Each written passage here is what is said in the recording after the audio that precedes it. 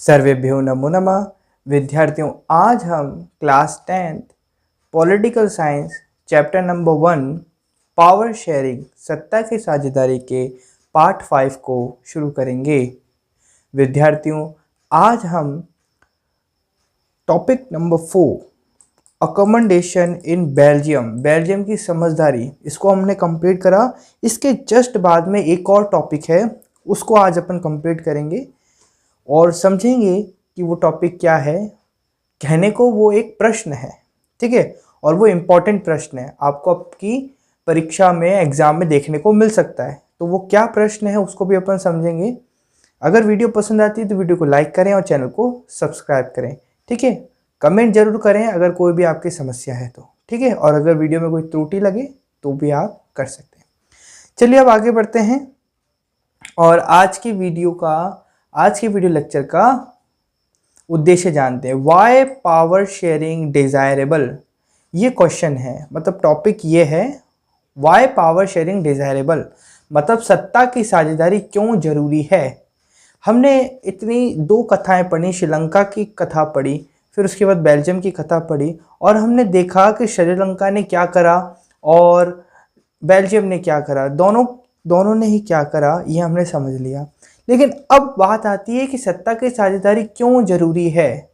Y power sharing is desirable, क्यों जरूरी है, इसको समझना पड़ेगा अपन को, इसका उत्तर जानना पड़ेगा, ठीक है।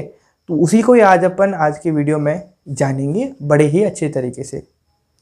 तो देखिए, thus two different sets of reasons can be given in favor of power sharing। इस प्रकार सत्ता के बंटवारे के पक्ष में दो तरह के तर्क दिए जा सकते हैं। मतलब पावर शेयरिंग क्यों जरूरी है, इसको बताने के लिए दो बातें कही जा सकती हैं, ठीक है। दो बातों से हम ये सिद्ध कर सकते हैं कि सत्ता की साझेदारी क्यों जरूरी है ना। अगर ये सत्ता की साझेदारी नहीं होगी तो क्या होगा, तो ऐसी दो बातें आपको बतानी है। वो दो बातें कौन कौन सी है, एक एक कर अपन समझते हैं। Firstly, power sharing is good because it helps to reduce the possibility of conflict between social groups. पहली बात क्या है ये समझिए। पहला, सत्ता का बंटवारा ठीक है क्योंकि इससे विभिन्न सामाजिक समूह के बीच टकराव का अंदेशा कम हो जाता है। श्रीलंका में अगर आप देखेंगे वहां पर सत्ता की साझेदारी नहीं हुई, पावर शेयरिंग नहीं हुई, इस कारण तमिल श्रीलंकन्स और सिंहली कम्युनिटी के बीच में घनघोर प्रकार का क्या होने लगा, कॉन्फ्लिक्ट उत्पन्न हुआ और इससे सिविल वॉर जैसी दुष्परिणाम हमारे को देखने को मिले। वहीं दूसरी तरफ बेल्जियम ने सत्ता की साझेदारी अपनाई, पावर शेयरिंग का मेथड अपनाया, पावर को शेयर करा, जिसके कारण फ्रेंच भाषी और डच भाषी लोग पैरेलल चल पाए, यानी उनके कॉन्फ्लिक्ट नहीं हुए बीच में। कारण अगर ढूंढेंगे तो मिल जाएगा आपको, वो होगा पावर शेयरिंग। पावर शेयरिंग करने से ये होता है ना, कि सोशल ग्रुप्स जो होते हैं उनके बीच में कॉन्फ्लिक्ट्स कम हो जाता है, आपस में नहीं लड़ते हैं। अगर हम सत्ता को बांट दें, यानी पावर को बांट दें, तो इससे क्या होता है, सोशल ग्रुप्स के बीच में कॉन्फ्लिक्ट कम होते हैं, संघर्ष कम उत्पन्न होता है, लड़ाई झगड़े कम उत्पन्न होते हैं। पहली बात आपको ध्यान रखनी है। Since social conflict often leads to violence and political instability, power sharing is a good way to ensure the stability of political order। इसका मतलब यह है, चूंकि सामाजिक टकराव आगे बढ़कर अक्सर हिंसा और राजनीतिक अस्थिरता का रूप ले लेता है, जैसा कि श्रीलंका में देखा भी गया था, इसलिए सत्ता में हिस्सा दे देना राजनीतिक व्यवस्था के स्थायित्व के लिए अच्छा है, यानी पॉलिटिकल स्टेबिलिटी के लिए अच्छा है। क्या अच्छा है, कि पावर को शेयर कर दिया जाए। इससे क्या होता है, पॉलिटिकल स्टेबिलिटी बनी रहती है, ये राजनीतिक स्थिरता बनी रहती है। राजनीतिक स्थिरता का मतलब क्या होता है, राजनीतिक स्थिरता का मतलब यह होता है कि देश की जो राजनीतिक स्थितियां हैं, या फिर हम इसको और सरल भाषा में कहें, जो समाज की स्थितियां हैं, अलग अलग जो विभिन्न समाज हैं, भाषा हैं, उनके बीच में सामंजस्य बना रहता है, बराबरी का भाव बना रहता है। किसी के मन में भी बेगानेपन का अनुभव नहीं होता है, कोई भी ये फील नहीं करता कि हम इस समुदाय से अलग हैं या इस समुदाय से छोटे हैं। सब बराबर की स्थिति होती है और सभी मनुष्य एक बात पर जोर देते हैं, वो बात होती है देश का विकास। ठीक है, कि देश का विकास कैसे हो। लेकिन जब सत्ता की साझेदारी नहीं होती है तो जितने भी देश के अंदर सोशल ग्रुप्स है, उनका ध्यान रहता है उन बातों पर कि हम दूसरी कम्युनिटी से किस तरह पीछे हैं, तो वो इन्हीं बातों में घूमते रहते हैं और देश रह जाता है बहुत पीछे, राजनीति रह जाती है बहुत पीछे, है ना। राजनीति का सीधा सीधा अर्थ ये होता है जो भी जनता है उसके हितों की वृद्धि करना, मतलब उसकी आवश्यकताओं को पूरा करना। जब तक प्रश्न ये बना रहता है कि किस तरीके से जनता के हितों की पूर्ति की जाए, जनता की आवश्यकताओं की पूर्ति की जाए, तब तक वह वास्तविक राजनीति होती है। लेकिन जब प्रश्न दूसरे हो जाते हैं कि फलाना संप्रदाय हमसे किस तरीके से भिन्न है या हमसे किस तरह ऊंचा है, हम कैसे उस फलाना संप्रदाय को पीछे करें, हमारे को आगे करें। जिस प्रकार से श्रीलंका में देखा गया था कि जो तमिल थे वो किस बात पर लड़ रहे थे, राजभाषा के, कि क्यों आपने सिंहली को राजभाषा कर दी, हमारे तमिल को राजभाषा करो। तो इन छोटे छोटे मुद्दों पर लड़ाई होना शुरू हो जाती है, जिसके कारण देश का विकास पीछे छूट जाता है।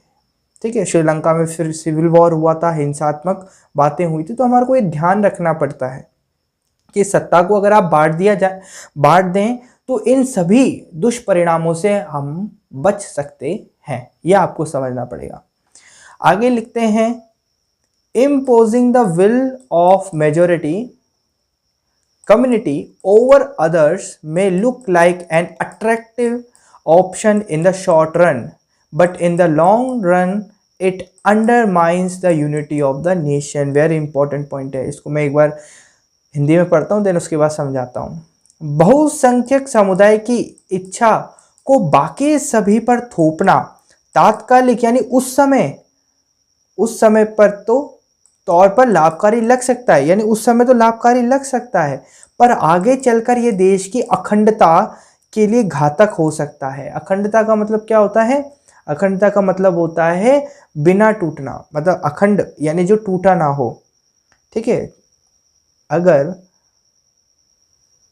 बेल्जियम के अंदर पावर शेयर ना की जाती तो वहाँ पर एक लाइन आई थी, आपको याद होगा, कि डच और फ्रेंच भाषी इनके दो अलग अलग हिस्से हो जाते, बेल्जियम के दो अलग अलग हिस्से हो जाते, एक हिस्सा होता डच वालों का, एक हिस्सा होता फ्रेंच वालों का। लेकिन इससे बच गया बेल्जियम। क्यों बच पाया?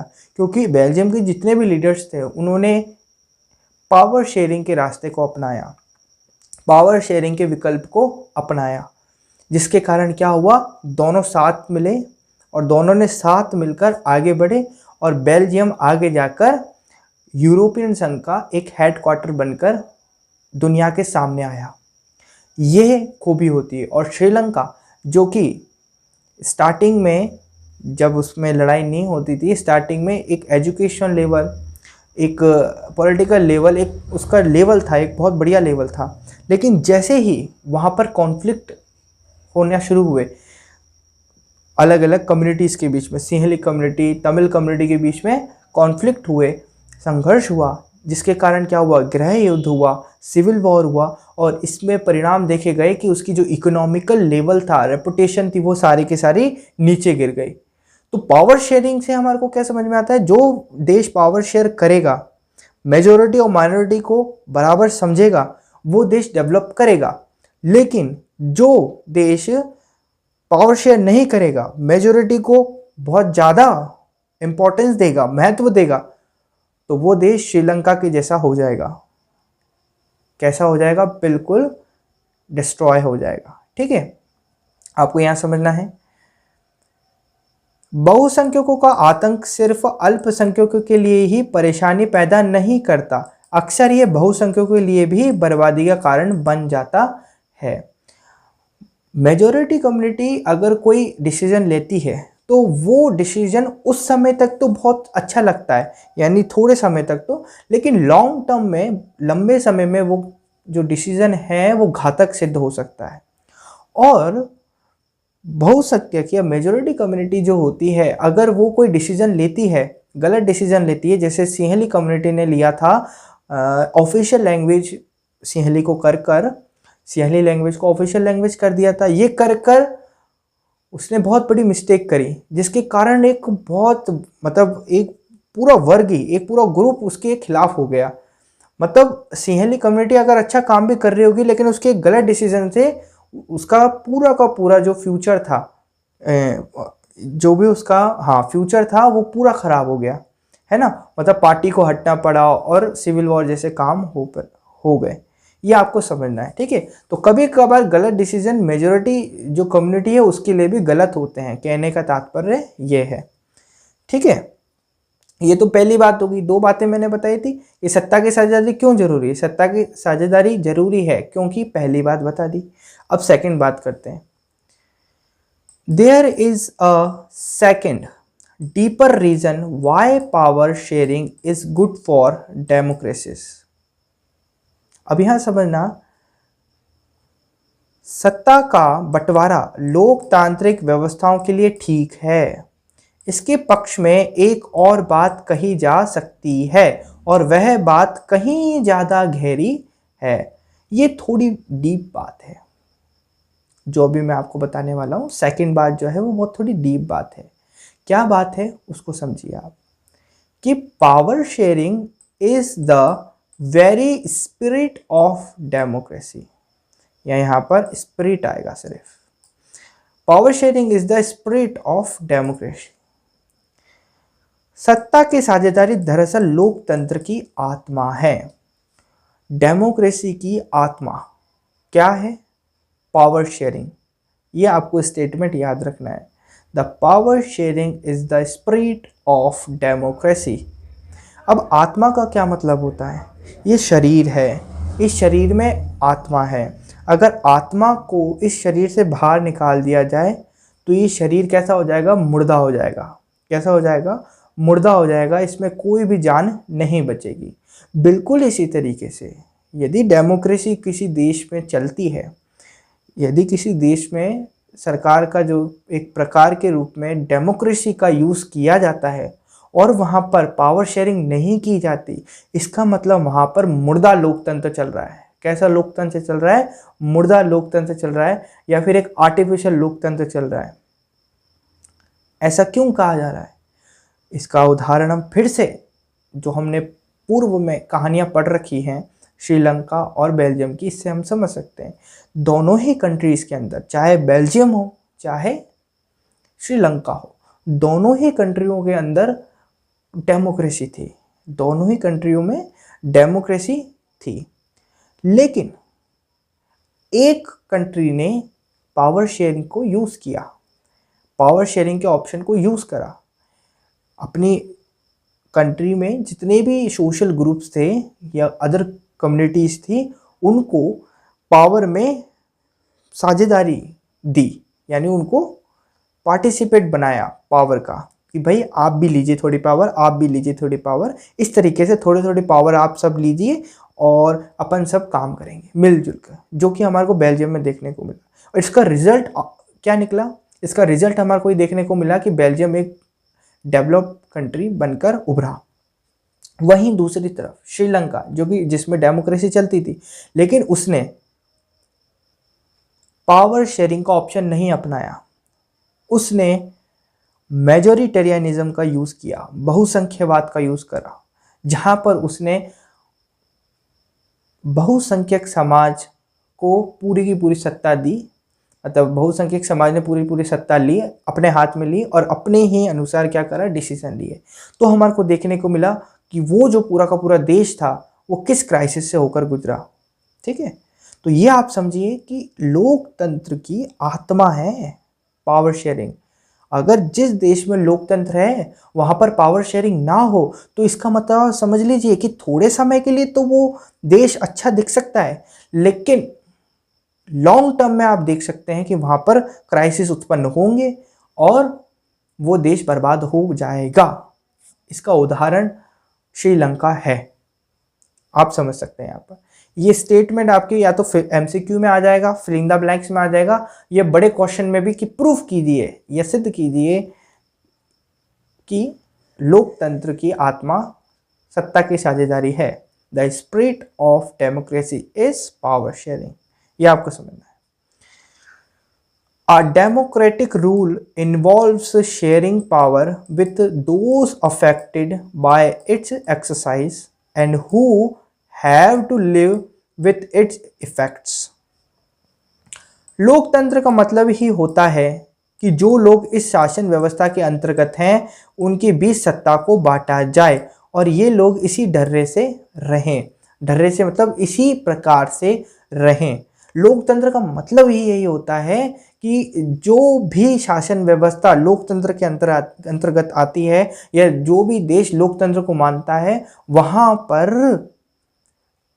विभिन्न समुदायों के मध्य पावर को शेयर किया जाए। पावर को क्या किया जाए? शेयर किया जाए। ये तो लोकतंत्र का वास्तविक रियल मीनिंग होता है।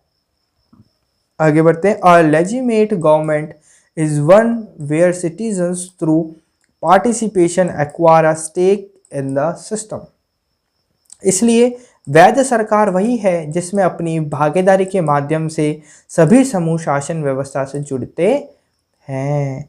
ठीक है ना, ये इंपॉर्टेंट लाइन है। और लेजिटिमेट गवर्नमेंट, एक सही गवर्नमेंट, एक वैध सरकार वही है, एक लेजिटिमेट गवर्नमेंट वही है जहां पर हर सिटीजन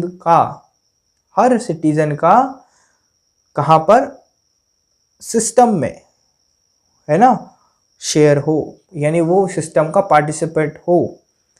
यहाँ पर लिख रखा है ना, अपनी भागीदारी के माध्यम से सभी समूह शासन व्यवस्था से जुड़ते हैं, यानी सरकार से जुड़ते हैं, है ना, सभी समूह के जो पीपल हैं वो जुड़ते हैं। ये दो बातें आपको ध्यान रखनी है। अब ये दो बातें हमने समझ तो ली, बहुत अच्छी तरीके से आपको ये समझ में आ गया कि पहली बात जो थी वो ये थी कि पावर को शेयर करना चाहिए, यही एक अच्छी बात है। सेकंड में ये कहा गया कि ये लोकतंत्र की आत्मा है। ठीक है, ये दो बातें हुई, लेकिन फिर से अपन को इनके पॉइंट्स बनाने हैं क्योंकि सवाल, ये जो क्वेश्चन आएगा वो इसी तरीके से आता है। थोड़ा और आगे पढ़ते हैं फिर जानते हैं इसके बारे में। Let us call the first set of reason. अब ध्यान दीजिए कि जो फर्स्ट रीज़न था, जो हमने फर्स्ट कारण दिया था कि सत्ता की साझेदारी जरूरी है, वो क्या था, उसको थोड़ा मेमोराइज कीजिए। और अब देखिए, prudential and the second moral. First reason का नाम है प्रूडेंशियल और सेकंड रीज़न का जो नाम है मॉरल। ये पॉइंट हो गए आपके, ठीक है ना। इन दो तर्कों में से एक को हम युक्तिपरक और दूसरे को नैतिक तर्क कह सकते हैं। पहला जो हमने कारण दिया उसको हम कहेंगे युक्तिपरक, यानी प्रूडेंशियल। क्या कहेंगे? प्रूडेंशियल। और दूसरा जो हमने कारण दिया कि सत्ता की साझेदारी क्यों जरूरी है, वो कहलाएगा नैतिक परक, यानी कि मॉरल। ठीक है। अब आप पूछेंगे कि प्रूडेंशियल क्या होता है और मॉरल क्या होता है। तो बेटा ये आपको हमने पहले ही बता दिया, मतलब जो अभी रीज़न बताए थे ना, वही सारे की सारा मटेरियल इसके अंदर आएगा, प्रूडेंशियल और मॉरल के अंदर। नहीं सर एक बार और बताओ, तो एक बार और बताएंगे अभी आपको, थोड़ा सा बाद में। एक बार ये पैराग्राफ कंप्लीट हो जाए फिर आपको नोट्स देंगे आराम से, उसमें से आप देखना कि प्रूडेंशियल क्या होता है और मॉरल क्या होता है। ठीक है, थोड़ी देर रुको और देखो यहाँ पर। While prudential reason stress that power sharing will bring out better outcomes. पहली बात समझो, यहीं बता दिया वैसे तो प्रूडेंशियल, व्हाट इज प्रूडेंशियल समझो, युक्तिपरक या समझदारी का तर्क लाभकर परिणामों पर जोर देता है। मतलब अगर आप पावर शेयर को अपनाते हो तो प्रूडेंशियल जो रीज़न है वो बोलता है कि अच्छे आउटकम आते हैं। क्या आते हैं? अच्छे आउटकम। और देखा हमने कि बेल्जियम एक यूरोपीय जो यूनियन था, यूरोपियन यूनियन का एक हेडक्वार्टर बनना, बेल्जियम के अंदर ब्रुसेल्स है ना, ब्रुसेल्स को हेडक्वार्टर चुना गया यूरोपियन का। ये बहुत बड़ी अचीवमेंट होती है ना।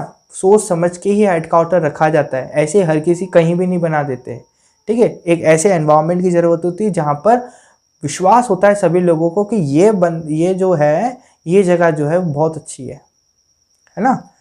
मतलब जैसे अगर आपके क्लासरूम के अंदर आप उसकी कॉपी ज़्यादा लेना पसंद करोगे जिस पर आपको बिल्कुल भरोसा नहीं है, या जो स्टूडेंट कभी स्कूल नहीं आता भी है तो 100 में से 10 दिन आता है और 90 दिन वो छुट्टी लेता है, ऐसे बच्चे की कॉपी लेना पसंद करोगे या उस बच्चे की कॉपी लेना पसंद करोगे जो 100 में से 99 दिन आता है और क्लास में टॉपर है, उसकी कॉपी लेना पसंद करोगे या एक बैक बेंचर की? तो आपका जवाब होगा मैं उस व्यक्ति की या उस स्टूडेंट की कॉपी लेना पसंद करूंगा जो टॉपर है क्लास का, क्योंकि हम उस पर विश्वास कर सकते हैं, क्योंकि वो डेडिकेशन से काम करता है, वो अपना कार्य हर समय पर चेक कराता है, सभी चीज़ें याद करता है और बहुत अन्य बातें भी। इसी तरीके से बेल्जियम के विषय में भी कहा जा सकता है कि उसने बहुत गंभीरता से, बहुत सोच समझ के अपने देशवासियों के बारे में सोचा और इस प्रकार के मॉडल को तैयार करा। तो हम ऐसे देश पर विश्वास कर सकते हैं इतने बड़े काम के लिए कि यूरोपियन संघ का हेडक्वार्टर वहाँ रखा जाए। बात समझ में आ रही है? बिल्कुल। तो पहला जो कारण है वो आउटकम्स यानी परिणाम पर ज़्यादा जोर देता है। अगर आप पावर शेयर को अप्लाई करोगे तो आउटकम्स आएंगे। ये है प्रूडेंशियल रीजन, युक्तिपरक, माफ कीजिए, युक्तिपरक का मतलब होता है समझदारी वाला, है ना। Moral reason emphasise the very act, यहां पर वेरी काट दीजिए, the act of power sharing as valuable, जबकि नैतिक तर्क मॉरल रीजन सत्ता के बंटवारे के अंतर्भूत महत्व को बताता है, यानी आंतरिक महत्व को बताता है, वैल्यू रिलेटेड बातों को बताता है, मतलब गहरी बातों को बताता है। उसने बोला ना डीपर मतलब होता है गहरी बात। समझ में आया? ये तो आपका हो गया कंप्लीट। अब आपको नोट्स दे देते हैं कि अगर आपसे पूछा जाए सिंपल सा कि why power sharing desirable reason, तो 2 रीज़न है। पहले इंग्लिश मीडियम वाले हैं यहाँ पर, पहले इंग्लिश मीडियम वाले लिख लें, देन उसके बाद हिंदी मीडियम वालों को लिखवाएंगे।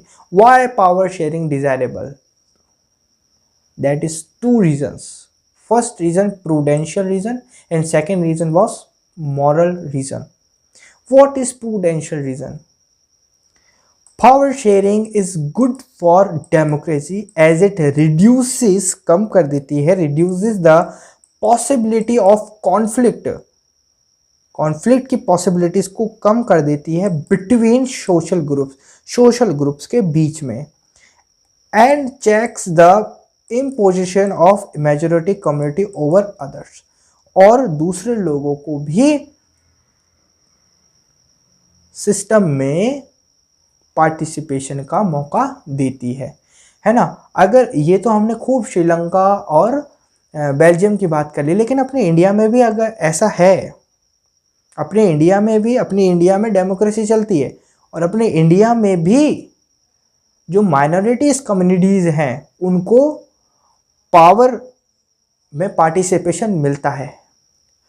फॉर एग्जाम्पल, आपको एग्जाम्पल दे रखा है, in India this has been done by reserving seats in the parliament and state legislature and government service for members belonging to SCs and STs। Minorities communities हैं SCs and STs। SCs का मतलब होता है schedule caste और STs का मतलब होता है शेड्यूल ट्राइब्स, स्केड्यूल ट्राइब्स। ठीक है, ये माइनॉरिटीज कम्युनिटीज मानी जाती हैं या हैं। तो इनको पार्लियामेंट, लेजिस्लेचर, सेंट्रल की और स्टेट की दोनों ही, मतलब यहाँ पर दे रखा है parliament seats in the parliament and state legislature, parliament में और state legislature and government services, इन सभी में जो SCs और STs के जो मेंबर्स हैं उनको क्या दी जाती है? पार्टिसिपेशन दिया जाता है, रिजर्वेशन दिया जाता है कि भाई आपके लिए सीट रिजर्व्ड है, इन सीटों को कोई और नहीं ले सकता, यह आपकी सीट है। ठीक है, इस तरीके का रिजर्वेशन दिया जाता है ताकि ये जो SCs और STs हैं वो अपने आप को अन्य कम्युनिटीज यानी जो अदर कम्युनिटीज हैं उससे पीछे ना समझें। ठीक है, आपको ये बात समझनी होगी। ठीक है, ये तो हो गया प्रूडेंशियल रीजन। अब सेकंड है मॉरल रीजन। मॉरल रीजन में कि power sharing is the soul of democratic rule, this is a very important point. as power sharing involves those who are affected by its exercises।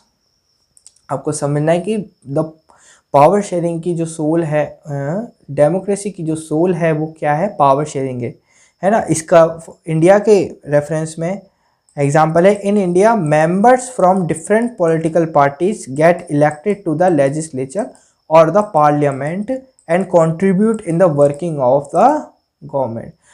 Government को बनाने के लिए parliament और legislature से जो members elect होते हैं, ये इसका एक एग्जाम्पल है। इसको और अच्छे तरह से समझते हैं अपन। हिंदी मीडियम वाले यहाँ देखें कि सत्ता की साझेदारी क्यों जरूरी है। इसके कारण है युक्तिपरक कारण और एक नैतिक परक कारण। युक्तिपरक कारण क्या है कि सत्ता की साझेदारी लोकतंत्र के लिए अच्छा है। सत्ता की साझेदारी लोकतंत्र के लिए अच्छा है या अच्छी है क्योंकि यह सामाजिक समूहों के बीच संघर्ष की संभावना को कम करता है और बहुसंख्यक समुदाय को दूसरों पर थोपने की जांच करता है कि कहीं बहुसंख्यक समाज अल्पसंख्यक समाज पर अपनी इच्छाएं तो नहीं थोप रहा है या फिर शोषण तो नहीं कर रहा है। इसका पता लगाता है कौन, अगर किसी में सत्ता की साझेदारी है तो। और इसका उदाहरण वही उदाहरण है कि भारत में अनुसूचित जाति और अनुसूचित जनजाति के सदस्यों के लिए संसद और राज्य विधानसभाओं और सरकारी सेवाओं में सीटें आरक्षित करके ऐसा किया जाता है। जितनी भी गवर्नमेंट नौकरीज हैं, जितने भी पार्लियामेंट में मेंबर्स हैं और स्टेट लेजिस्लेचर हैं, उन सभी के अंदर कुछ संख्या इन लोगों के लिए यानी एससीज और एसटीज कम्युनिटीज से बिलोंग रखने वाले मेंबर्स के लिए भी रखी जाती है कि इन सीटों पर किसी और का हक नहीं हो सकता, इन पर इन्हीं का ही हक होगा। ये बताता है पावर शेयरिंग। ये है उदाहरण पावर शेयरिंग इंडिया के अंदर। ठीक है, अगर कोई पूछे कि इंडिया में पावर शेयरिंग होती है तो आप बोलना हाँ होती है। बोला उदाहरण दे, तो उदाहरण आप देख लो, गवर्नमेंट नौकरी का देख लो, उठाकर कोई भी गवर्नमेंट नौकरी होगी उसका एक पूरा का पूरा परफॉर्मा बनता है और उस परफॉर्मा के अंदर general category, OBC category, SC category, ST category, इन सभी कैटेगरीज के एक फिक्स पोस्टेस होती हैं, पद होते हैं कि भाई इतने जनरल के लिए 39, जैसे 100 पोस्ट निकली हैं तो 100 पोस्ट को 50-50 में 4 भागों में डिवाइड करते हैं, जनरल, एसटी, एससी और ओबीसी। तो 25 जनरल, 25 ओबीसी, 25 किसकी, एसटी और 25 एससी। इस तरीके से बांट दिया जाता है। ठीक है, फिर आता है नैतिक कारण कि सत्ता की साझेदारी लोकतांत्रिक शासन की आत्मा है क्योंकि सत्ता की साझेदारी में वह लोग शामिल होते हैं जो इसके प्रयोग से प्रभावित होते हैं, जो लोग डेमोक्रेसी को समझते हैं ढंग से, जो डेमोक्रेसी को मतलब जानते हैं डेमोक्रेसी क्या होती है, वो लोगों को सिस्टम में क्या दिया जाता है, अपना हिस्सा दिया जाता है। डेमोक्रेसी में सबसे मेन पार्ट कौन होता है? अगर डेमोक्रेसी एक मूवी है मान लें, तो उसमें सबसे महत्वपूर्ण किरदार किसका होता है? वो होता है जनता का। तो जनता को सिस्टम में यानी तंत्र में, शासन का जो व्यवस्था है, शासन का जो तंत्र है, उसके अंदर हिस्सा मिलना चाहिए, है ना, क्योंकि जनता के द्वारा ही तो सरकार बन रही है। और अगर जनता को ही पीछे हटा दें, आप उसको एक अलग रख दें, तो किस प्रकार से जनता चल सकती है?